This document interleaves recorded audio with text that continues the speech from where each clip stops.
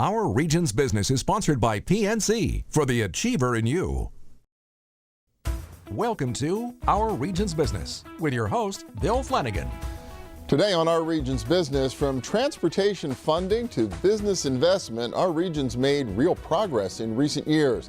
Today, the three vice chairs of the Allegheny Conference on Community Development will tally it up, and they'll also tell us about the challenges that remain. First, there's a chill in the air, and it's time to prepare for the oncoming winter. Lately, the Allegheny Conference has been posing a question not just for our region, but for the nation as a whole. Is the electric grid up to it? About a year ago, the polar vortex plunged our region into the deepest cold snap here in about 20 years. And the electric grid that serves our region came just a single power plant away from failure. It was a close call, and the prospects are even more troubling for the winter to come. Recently, the conference called on the White House to better coordinate the activities of all the agencies and entities that are making decisions that impact the reliability of the electric grid. Rich Harshman is vice chair of the organization and chairman, president, and CEO of ATI.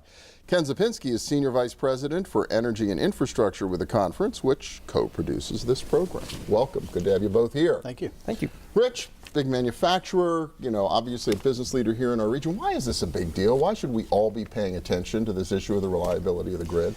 Well, put it in two contexts. One is an individual, right? When we're at our homes and we go and flip on the light switch, we expect the electricity to come on.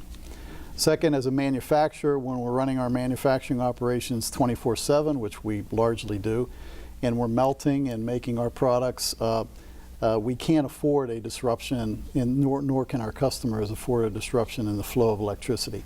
And the reliability and the reliance on the grid is critical, both from an individual consumer standpoint as well as from a business standpoint. When you think about it, George Westinghouse, Nikola Tesla, they worked this all out a century ago. The lights always seem to come on. So what's happening now in the world we live in, Ken, that's putting this into question? 15, 20 years ago, it was very simple. You had utilities controlling everything from the production of electricity, the wires that carried the electricity, and the customers at the other end.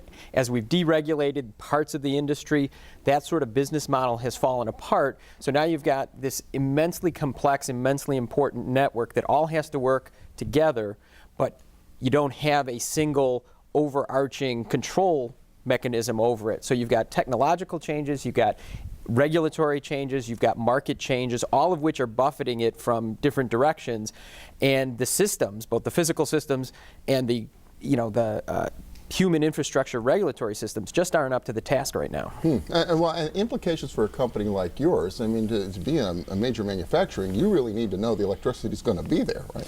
Yeah, when we need it, which is basically all the time. And some of the problems that exist with the grid in terms of instability that can be created, there's tremendous reserves kept that are not generating power at any point in time. So it's a whole balancing act that happens within the regional transmission organizations, or RTOs. And in this area, it's PJM. In the Midwest or parts of the upper Midwest, it's MISO.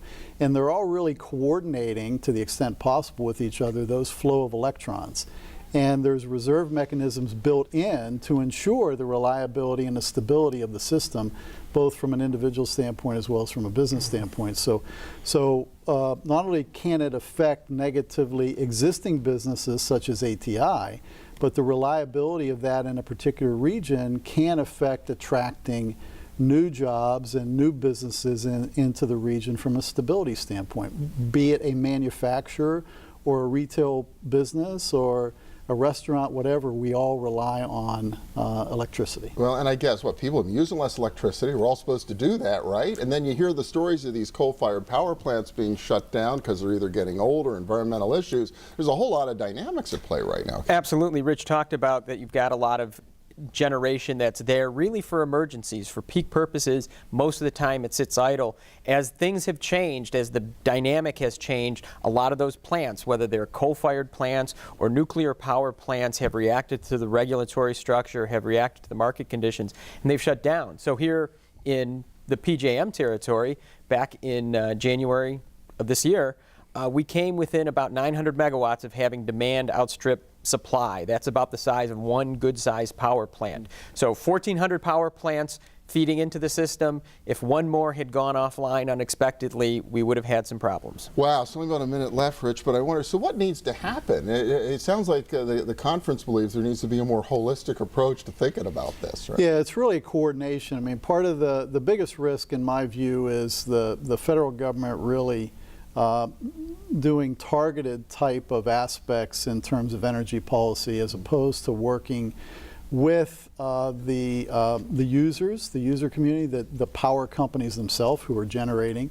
the state and local government officials of really developing a coherent national energy policy that pulls in the alternative sources of energy that are emerging, solar, wind, etc., with the existing more stable coal-fired, natural gas-fired, nuclear-fired plants.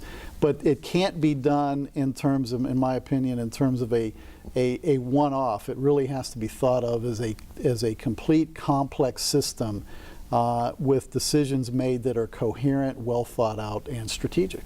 Well, a big issue, a big thing to think about, especially now that it's getting cold again. Absolutely. Richard Harshman, Vice Chair of the Allegheny Conference, Ken Zapinski, Senior Vice President. Thank you both so much. Thank you. Appreciate it. Thank you.